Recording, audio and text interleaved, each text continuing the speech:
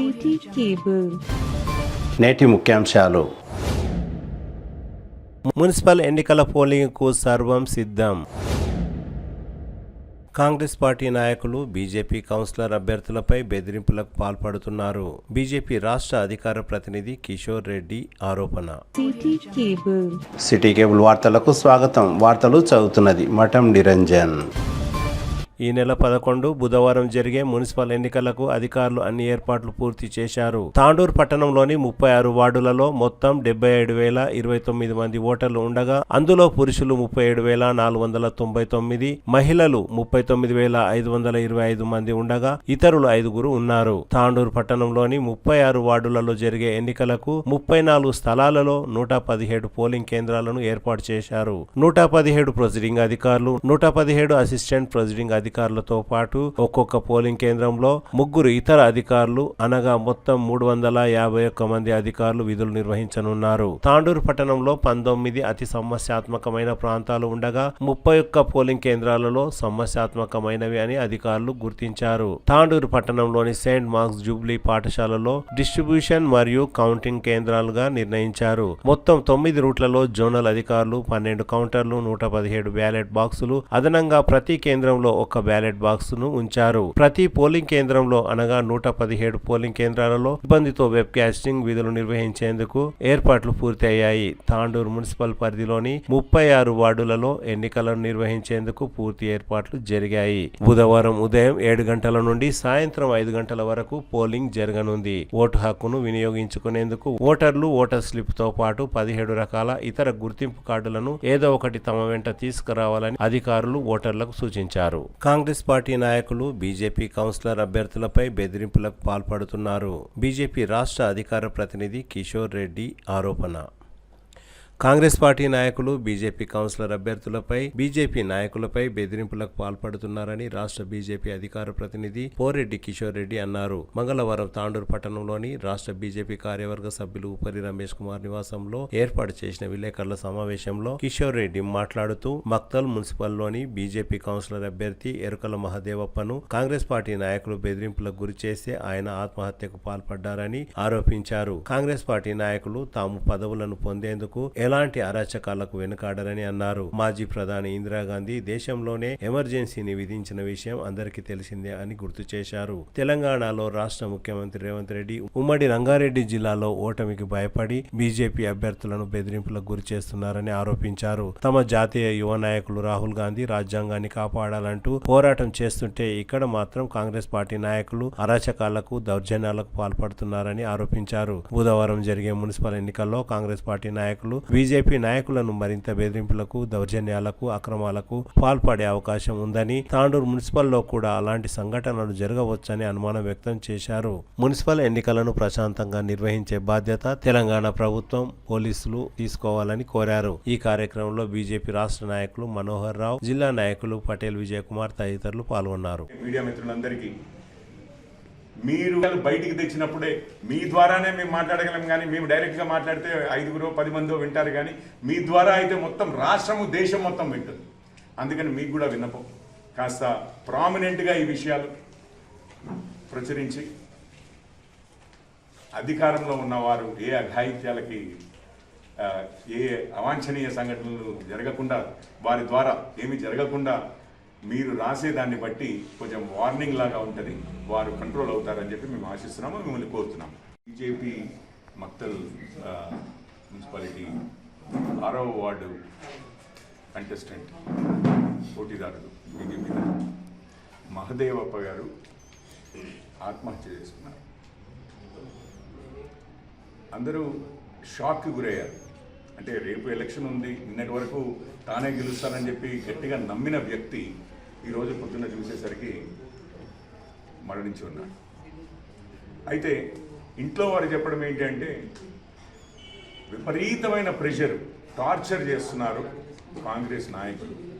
నువ్వు ఎట్లా నిలబడతావు, నువ్వు ఎట్లా గెలుస్తావో చూస్తాం, గెలిచినా కానీ నువ్వు ఎట్లా కొనసాగుతావో చూస్తాం అంటే పర్సనల్ థ్రెట్స్, వ్యక్తిగతమైనటువంటి దూషణలు, వ్యక్తిగతమైనటువంటి బెదిరింపులు, ఇవన్నిటికీ తాను తాళలేక ఆత్మహత్య చేసుకున్నారు. ఇది మనందరికీ తెలిసిందే. ఇంకా హత్య రాజకీయాలు, ఎన్నికల్లో హత్య రాజకీయాలు అని చెప్పి ఇది బ్యాలెట్ బాక్సులు వేసుకెళ్ళిపోయి దొంగతనాలు చేయడము, లేకపోతే వచ్చి బ్యాలెట్ బాక్సులు గుద్దేసి సడన్గా వేసేయడం, ఇదంతా మనం మర్చిపోయిన కాలం నాటి మర్చిపోయిన రోజులు, ఎప్పటివో పాతకాలం నాటి వ్యవహారాలు అనుకున్నాం. మీకు ఒకటి గుర్తే ఉండుంటుంది, ఇందిరాగాంధీ గారు అలహాబాద్ హైకోర్టు వారి ఎన్నిక చెల్లదు, ప్రైమ్ మినిస్టర్గా ప్రధానమంత్రిగా తను కొనసాగలేనేమో అని చెప్పి అది తెలిసిన వెంటనే రాత్రికి రాత్రి ఎమర్జెన్సీ విధించారు.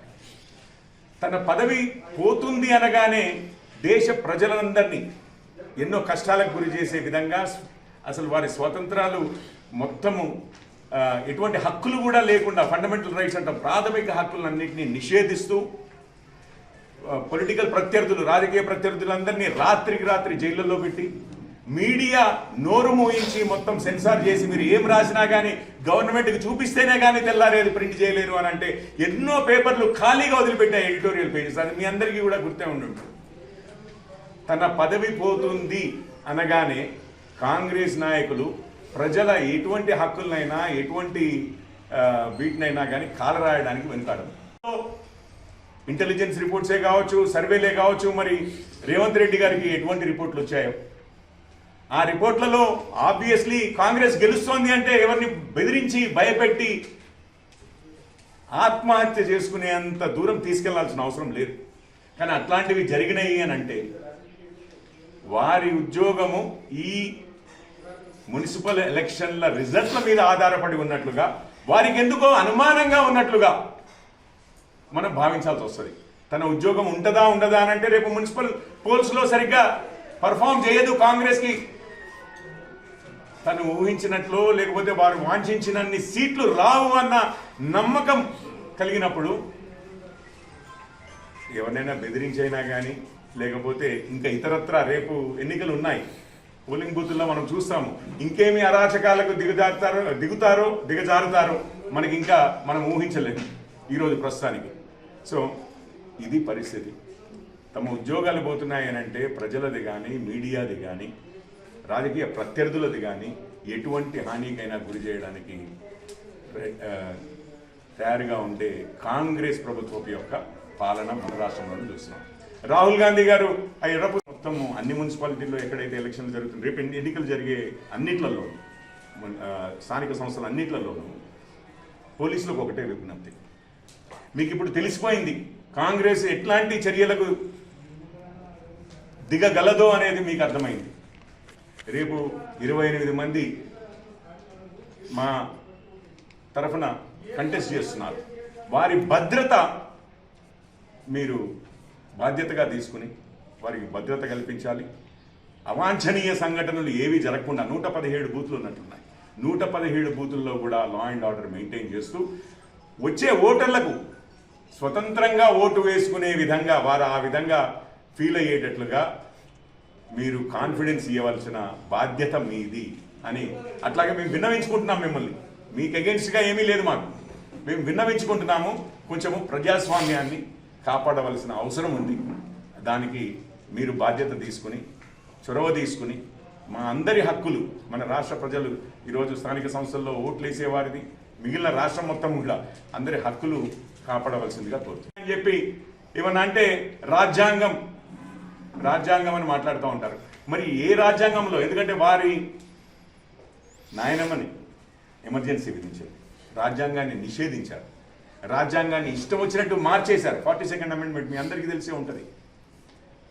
అసలు మన అంబేద్కర్ గారి ఆధ్వర్యంలో రచించబడ్డ రాజ్యాంగానికి రాజీవ్ గారు ఎమర్జెన్సీ పీరియడ్ అయిపోయేసరికి వారు తెచ్చిన మార్పులు చూస్తే అసలు ఆ రాజ్యాంగము ఈ రాజ్యాంగము ఒకే రాజ్యాంగమా అన్న అనుమానాలు కలగక మానవు.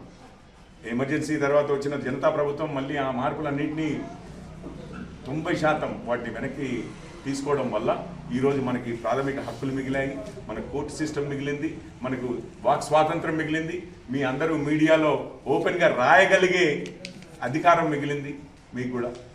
సో మన రాష్ట్రము మళ్ళీ ఆ రోజులు చూడకూడదని మేము కోరుకుంటున్నాం. ఒక్కటి కాకపోతే తాండూరు మున్సిపాలిటీ